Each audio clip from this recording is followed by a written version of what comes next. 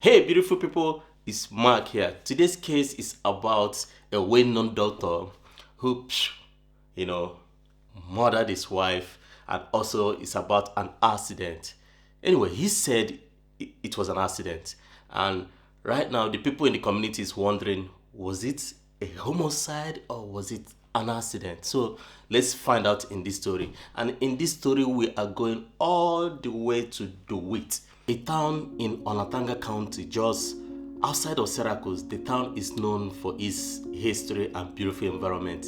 In this beautiful town lives the Neulander's family, Dr. Robert Neulander, his wife Leslie Neulander, and their 4 children, Jenna, Ari, Brian, and Emily. Leslie, who is their mother of these children, isn't the biological mother of Brian and Emily. They came from Dr. Robert's previous marriage. On the morning of September 17, 2012, a disturbing call was made by Jenna, one of their daughters, to 911 in a very distraught way. Mobile 911 J, where's your emergency? Okay, 6916 Shalimar Way. My mother's, I don't know if she's breathing, but she's laying on the ground in the shower. Okay. Okay? So you don't know if she's breathing? I don't know if she's... Is she unconscious? I don't know, I'm not... Is she awake? I don't think she's Okay, awake. what's your phone number you're calling from? Okay. All right, and how old is she? She's 61. Okay. Take a deep breath. We're going to get somebody started. Okay? I need to go over there and see if she's okay. Okay, how do you know she's down there? My dad's over there. He's over there. Okay, so you're not there. No, he's over there. He's in the bathroom. I'm not in the bathroom. Okay, so your dad is with you? Can you go to her now and stay on the phone with me? Dad? Okay. Yes. Stay on the phone, okay? I need to put you on hold. It's like a house phone.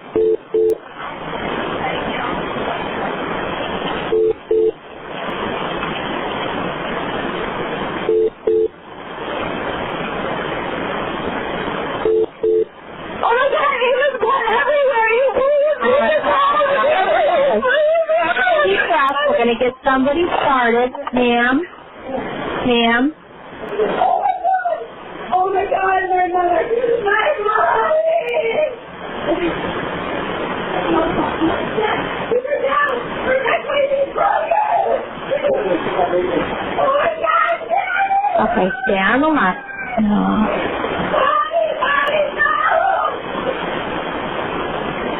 Mommy, no! Ma'am?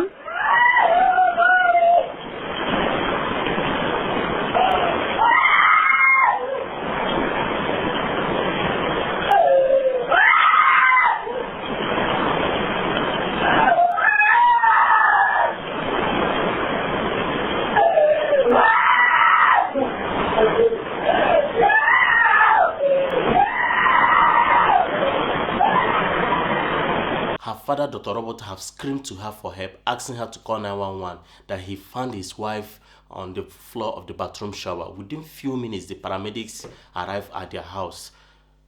Their mother, Leslie Neulander, 61 years of age, had suffered massive head wound and was pronounced dead on the scene. The Dewitt police arrived at their house. One of the police officers, Sergeant Scott Capres, said he got a call about a woman who fell in the bathroom shower and hit her head. When he came to the house, he was expecting to find Leslie's body in the shower or right outside the shower, but to his own surprise, he found Leslie's body in the bedroom, right on the floor just beside her bed. He was surprised, so he started wondering, why is her body not in the bathroom? Why is her body in the bedroom, just lying on the floor beside her bed? And he looked around in the room and he saw different blood spatters everywhere in the room. He saw blood spatter on the wall. He saw pool of blood also on the rug. So he had so many questions in his head. He was wondering, what is going on here? I got a call that this woman died in the bathroom. Why is there blood in the bedroom, everywhere in the bedroom? The police officer became suspicious. He had so many questions in his head, and Dr. Robert seems to have all the answers. The investigators, the police, they asked him to explain what had happened, and he said he found his wife's body on the floor of the shower, just in the shower, and he carried her away from the bathroom, moved her 60 feet into the bedroom beside her bed, where he would feel more comfortable to perform CPR. And what? Like, you need that kind of comfort to perform CPR on your wife. The funny part is probably what he needed was to just go to the beach, relax, drink some alcohol, drink some juice, have some sunbathing, walk majestically, drive his car, and come back to the room and be like, yeah, I'm ready now to perform CPR. Chaka, chaka, chaka, chaka. Like, who needs such a comfort to perform CPR on their wife? Anyway, only Dr. Robert does. As Dr. Robert was communicating with them, telling them his own account of what had happened, and the police officer, the medical examiner, they were all listening to him and digesting what he was saying. The different pool of blood that was found on the scene matched exactly what he was saying. And a medical examiner also examined Leslie's body, her injuries and the scratches that was on her, and said they match exactly with what Dr. Robert was telling them. The medical examiner wrote in his report, the death, a tragic accident, blunt force head injury due to fall from a standing height. Leslie Neulander died from hitting her head on a shower bench. Okay, Jenna Neulander, their daughter, who was the only eyewitness to the scene, was interviewed by the medical examiner and also by the police. The account of what she said matched exactly with what the dad said, and also it matched with what the medical examiner ruled. And it was like a normal routine they have to do, and the case was closed. It was ruled an accident. I know what you're thinking. You're thinking this is where the case ended. But this is just the beginning. The death of Leslie was a shock to the community. The Neulander's family was well known in the community. Dr. Robert Neulander was one of the most highly rated and highly regarded gynecologists and obstetricians. No, wait. Sometimes pronunciations give me like a wiggle in my brain, like no, obstetrician, was one of the best gynecologist and obstetrician, both in Dewitt and in Syracuse. In the whole of the states, he was highly rated as one of the best obstetrician and gynecologists. He delivered a lot of babies safely. There was few minor accidents, there was few minor deaths in his hospital, so he was well known all over the country in the statistics of good gynecologists and obstetrician. He also had good patients, and he had patients who love him, who says that he's a good guy, and the kind of love he shows to the patients makes them to always come back to his hospital, and they speak good of him, and they say he was one of the perfect guys and perfect doctors you will ever meet. His workers also said that he is so passionate and he is very knowledgeable, he's smart, he's intelligent, that they love him. Everybody loved Dr. Neulander. Leslie Neulander herself was a nurse, but she quit her job in order to help take care of the kids. She is also a devoted member of the Syracuse area charity. She also helped to rebuild homes on the Gulf Coast. That was after Hurricane Katrina. Now you're going to be surprised because the case is going to take a very serious turn, like a reverse. Mary Jo Bellick was one of the family's closest friends. Like, she was a good friend to the Neulander's family. She was a retired medical examiner and forensics pathology. She retired in 2009. She have dropped her license, put it in a cabinet and lock it. She described Dr. Robert Neulander and Leslie Neulander marriage to be the perfect marriage anyone will ask for. She described the couple to be the perfect couple. She described the family to be the perfect family. Not only that, she also said the family was so good in giving, and also very generous with their time and with their money. She described Leslie Neulander as a woman who was caring, strong and energetic and loving, that she can't even get it off her head that Leslie Neulander was dead. That the Neulander's family was the only family that visited her 2 days ago after she recovered from her sickness, because she was sick and was in coma for weeks, for like 3 weeks.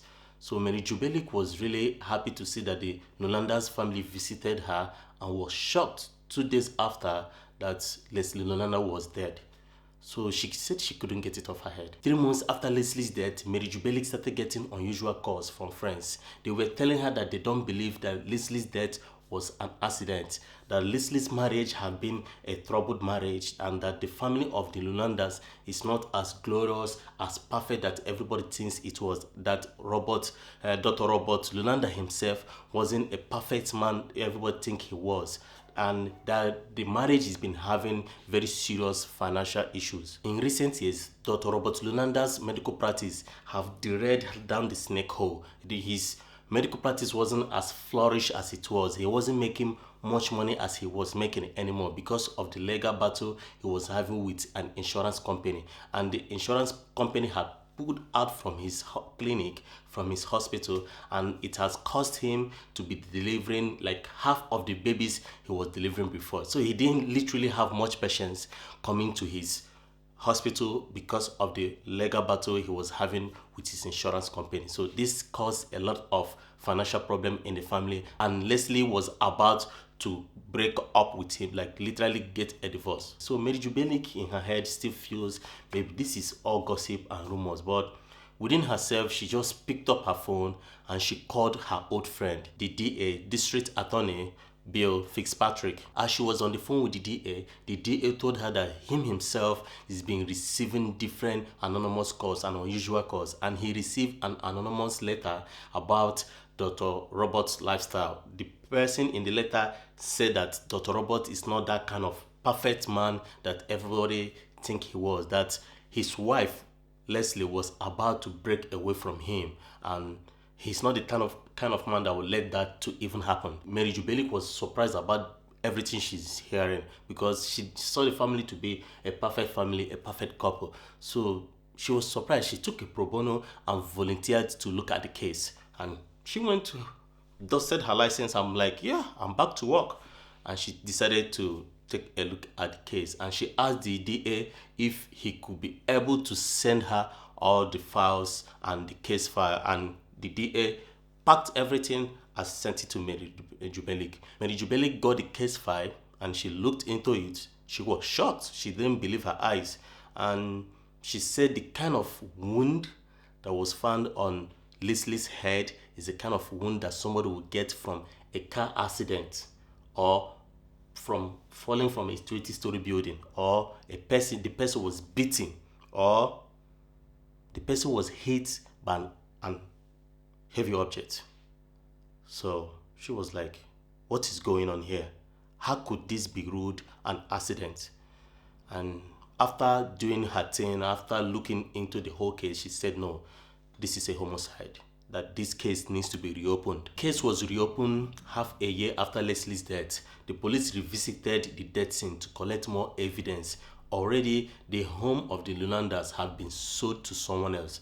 The house was totally empty. So one of the things they found was blood splatter on the headboard of the bed, and also at the back of the headboard they saw blood splatter on the blinds that was just behind the headboard. At this time, Dr. Robert was already living in a new home, and the police also visited his new home to search to see if they can see any evidence that can link him to the case, but they couldn't find anything. And at that time, Dr. Robert have already retained a criminal defense lawyer who will also defend him in the case. His lawyer's name was Edward McKean, and his lawyer assured the DA that his clients have nothing to hide. Well, this has been an open secret and a subject of gossip and irresponsible rumor now for months.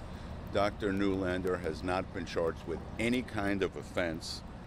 Apparently, the police think that their investigation is best conducted by leaks to the media.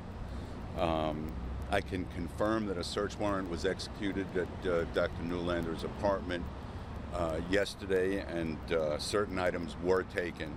As the DA was building the case, they were trying to gather every evidence as much as they can, everything they need for the case. It's been 15 months after Leslie's death, and Dr. Robert was called for an interview with the prosecutor and with the investigators, and he came to the interview and he said and agreed that there have been problems in their marriage. We're going to talk about the events regarding the death of your wife, September the 17th, 2012. We may very briefly talk about the night before, just to set the stage. We're going to also talk about your relationship with your late wife. And what do you do for a living? I was a physician until I retired this past year. And you're what type of physician? I'm an obstetrics and gynecological physician, OBGYN. And are you currently single? Yes, I am. You were married to Leslie. Yes, I was. When did you marry Leslie? I married Leslie on November 11th, 1983. Okay. And was Leslie your first wife? No. And how many times had you been married previous to Leslie? One prior time. One prior time. Okay. And what were the living arrangements in September of 2012? Who slept where? Who stayed where, etc.? I slept in the West Wing. Leslie was sleeping in our master bedroom. Did you and Leslie always sleep in separate bedrooms? I occasionally slept in separate bedrooms due to my night call doing obstetrical delivery. But you were sleeping separately? Okay, what was the reason for that? We had the thought about a trial separation. Okay. And when you say separation, I assume you mean more than just separate in the house. You mean that you were thinking about getting divorced, perhaps? That was not the thought process we were talking about, and we never did. But we were talking about a trial separation. That's the only thing we discussed. Had either one of you contacted an attorney for the purposes of divorce proceedings? No. Okay. Do you remember on the 17th about what time it is that you woke up? Somewhere between 6 and 6:30. So you wake up 6:30. What do you do? I decided to go for a run, which I normally do. Where did you go to run on the morning of the 17th? I usually go to Green Lakes, that's very close to us. I ran a little over 3 miles. So took you about a half an hour? Approximately. A little less than that. Tell us your best recollection as to what time you got back home. I would say it's somewhere around maybe 7:15, 7:30, somewhere in that vicinity. I go pick up the newspaper, and then I put on coffee. I bring a cup of coffee to Leslie every morning. She needs a cup of coffee to wake up, so I bring a cup of coffee to her. And you take it to Leslie in her bedroom? Yes, I take it to her in the bedroom, yes. Okay, tell us what happens when you go into her bedroom. The shower is on, the door is locked to the bathroom. I hear the water running, and I place it on the nightstand next to where she got out of bed. Did you have to open any doors to get to the point where you put the cup of coffee on her nightstand? No. Okay. And you say the bathroom door is locked? No, it's closed. Okay. Do you know if it was locked or not? I don't.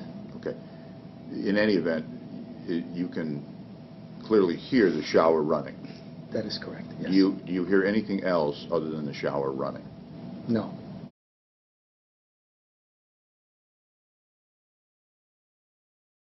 So when you get up to that door, doctor, tell us what you do. Well, again, I knock on the door, the glass door, right, and call out to her, and still didn't hear any response. Okay. And what did you do then? I opened the door to obviously see if she's, just forgetting time. Sometimes she did. And she was laying on the floor. And did you see any signs of life? I basically went into shock seeing her there. But I reached out to her and I tried to feel for pulses.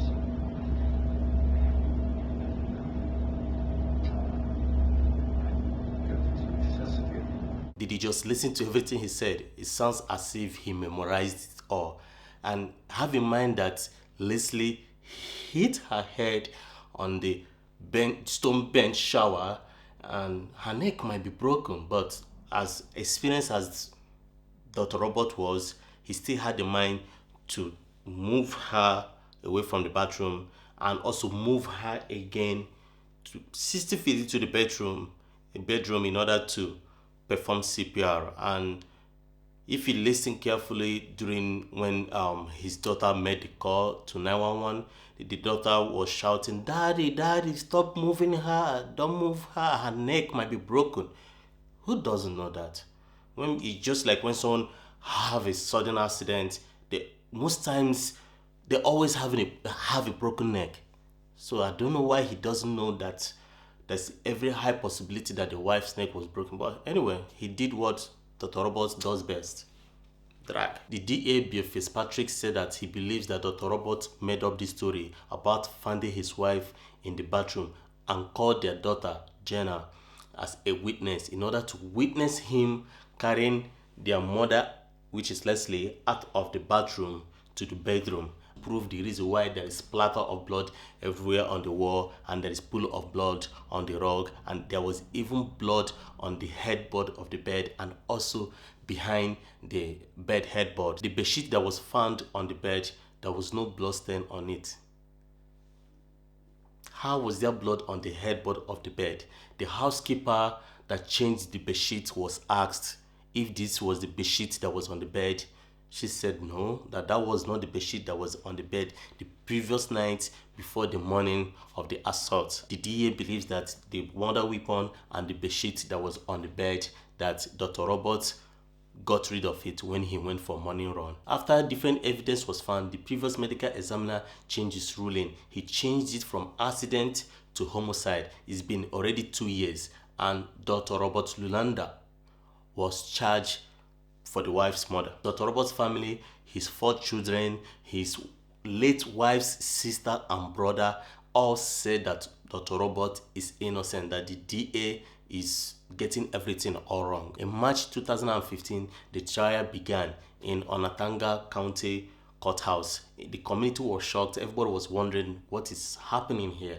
Is this actually an accident or is it homicide? And the prosecutors, they don't have no murder weapon, no bedsheet. They only have the blood splatter pictures that was on the wall, that was on the bed, and the pool of blood that was on the rug. Dr. Robert lawyers argued that the investigation was flawed, that the pictures of blood that they took was taken months ago, and that the first responders that came to the place had gloves on, and as they were removing their gloves, then they must have spilled blood on the bed, they must have spilled blood on the wall. And the question is, how can blood that left glove, that flew away from glove, spill that kind of amount of blood on the wall? So that was what the argument was all about. They also argued that Dr. Robert was putting on a long-sleeve shirt when he was saving his wife's life, that the shirt was wet and soaked with blood, that when he pulled it off, there was some blood left the shirt and splattered on the wall, but the shirt was never found on the crime scene. Dr. Robert lawyers insist that it was an accident. Leslie suffers from vertigo, a dizziness disorder, that was the reason why she fell on the bathroom floor and hit her head on the bathroom stone shower bench. But the prosecutors countered it and said no, that Leslie suffered 2 blows to her skull, that kind of wound that was found on her head is not the kind of wound that you will see when somebody hits their head on a straight stone shower bench. Jenna, their daughter, was the next person that was brought to the stand to testify. She said she was with her mom in her bedroom to 2 a.m. and that the bedsheet that was on the bed is the same bedsheet that she saw the previous night before the murder, and that the bedsheet was not changed. And she also testified that when she was in the room with her father, that she saw her father pulling off his shirt, but the shirt was never found on the crime scene. The prosecutor countered and said that he believed Jenna have created a kind of a protective mind in her brain, that she doesn't believe that her dad can commit such a crime. Now it's time for the jury to decide if Dr. Robert was guilty or not guilty. It took the jury a complete 3 days to deliberate on this case. They reached a verdict, they informed the judge they have reached a verdict, then Dr. Robert came to the courthouse and he was in arms like this with his family. His family has been in support with him, have been supporting him throughout the whole case, and he was found guilty of his wife's death. He was sentenced 20 to life at New York State Prison. Justice was served. There weren't too many people in that courtroom speaking for Leslie, but Leslie wasn't the only victim in this case, as I think I indicated during the course of this trial. But my reaction is one of professional satisfaction that justice was done for this poor woman who spent the last moments of her life struggling to survive from her husband. Leslie's sister, Joanne, also said in court she believes that Dr. Robert did not commit the crime, that everything was all wrong, that the whole case was wrong. And when you think about it, you ask yourself, why is the family supporting him? Like, his kids are there for him. His 4 kids, they always come to court. They believe he did not commit such crime. The wife's sister and brother also believe he did not commit such crime. And that makes me to wonder, but the evidence, said it all. The law requires the sentencing court to take into account 30 years of good deeds. Though I've been tried and wrongfully convicted, my family and I are now suffering the pain and anguish of an innocent man condemned to prison.